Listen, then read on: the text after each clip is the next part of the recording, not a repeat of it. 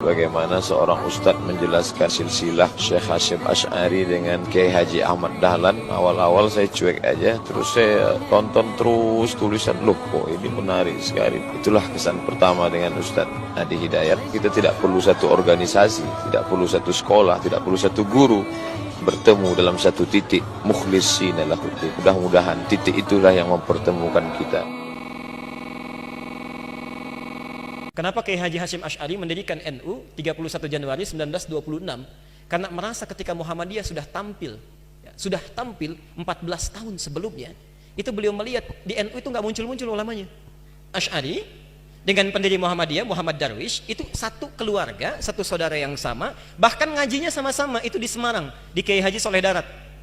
Dia ada 3 orang, Muhammad Darwish, kemudian Hasyim Asy'ari, satu lagi itu kakek buyutnya Cak Nun, MH Ainun Najib.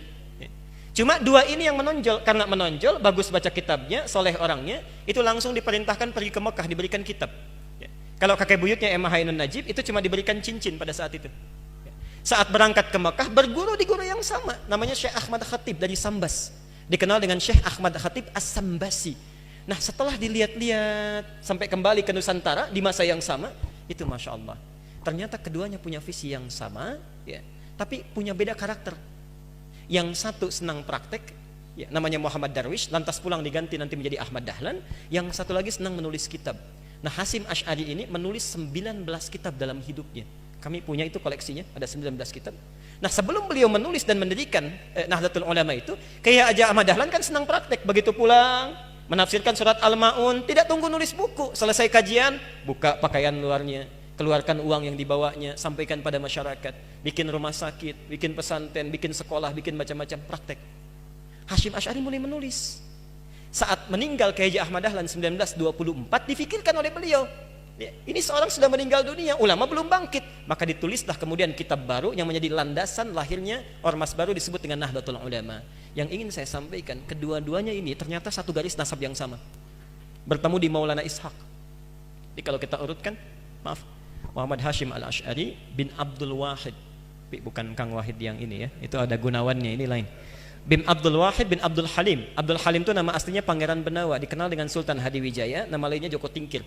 Bin Abdullah bin Abdul Fattah bin Abdurrahman. Abdurrahman ini anaknya Sunan Giri, bukan Giri yang ini tapi. Nah, Sunan Giri ini anaknya siapa? Anaknya Maulana Ishaq. Nah, di Maulana Ishaq inilah nyambung nasabnya. Kiai Haji Ahmad Dahlan bin Kiai Haji Abu Bakar bin Kiai Haji Sulaiman bin Kiai Murtado bin Demang Jurang Juru Kapindo bin Demang Jurang Juru Sapisan bin Kiai Gerbek bin Maulana Ishaq. Siapa Maulana Ishaq ini? Maulana Ishaq ini adalah anaknya Ahmad Jumadil Kubra, salah satu wali yang dari 9 yang datang dari Mesir, dari 9 wali itu. Ahmad Jumadil Kubra ini siapa? Ini adalah salah satu wali yang punya 2 anak. Saya belum teruskan nasabnya. Anak pertamanya dibawa ke Nusantara, namanya Maulana Ishaq, melahirkan 2 ulama tadi. Anak keduanya lahir di Mesir, bernama Syarif Abdullah. Nah, nanti Syarif Abdullah inilah yang akan bertemu dengan salah satu anaknya Prabu Siliwangi. Prabu Siliwangi pemenah rasa menikah dengan Nyai Subang Larang, punya 3 anak. Anak pertama Walang Sungsang, lahir 1423. Anak keduanya Rara Santang, lahir 1426. Anak ketiganya Raja Sengara, lahir 1427. Nah, hajilah kemudian Walang Sungsang dan Rara Santang di Makkah bertemu dengan Syarif Abdullah. Walang Sungsang ganti nama jadi Abdullah Iman, Rara Santang ganti nama menjadi Syarifah Mudaim. Jatuh cinta Syarif Abdullah dengan Syarifah Mudaim, menikahlah, pulang ke Mesir, tinggal 20 tahun, melahirkan anak bernama Syarif Hidayatullah.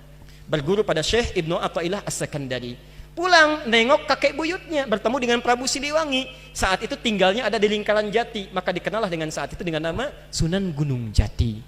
Nah, baik Ahmad Dahlan ataupun Hasyim Asy'ari itu berada di satu garis yang sama, dari Ahmad Jumadil Kubra bin Ali Zainal Al-Kabir bin Ali Zainal Abidin, keturunannya dari Al-Husain, Husain anaknya Ali, Ali suami Fatimah, Fatimah putri Rasulullah sallallahu alaihi wasallam.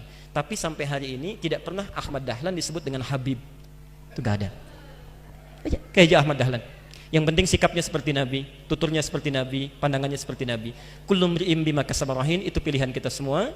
Mudah-mudahan pertemuan hari ini kita menjadi baik seluruhnya. Kita bermohon pada Allah Subhanahu wa taala seluruh para asatidzah, dai-dai, para ulama kita, terkhusus Ustaz Abdul Somad dijaga oleh Allah Subhanahu wa taala dan bisa memberikan pencerahan kepada masyarakat Indonesia khususnya tentang wawasan-wawasan keislaman yang luas yang dengan izin Allah Subhanahu wa taala itu semua bisa menghadirkan kenyamanan dalam beribadah, ketentraman bagi hubungan antar masyarakat, dan yang paling kita harapkan dengan itu semua masyarakat Indonesia akan lebih beragamis, dekat dengan Allah, bisa memaksimalkan nilai-nilai keislaman dalam kehidupan. Assalamualaikum warahmatullahi wabarakatuh.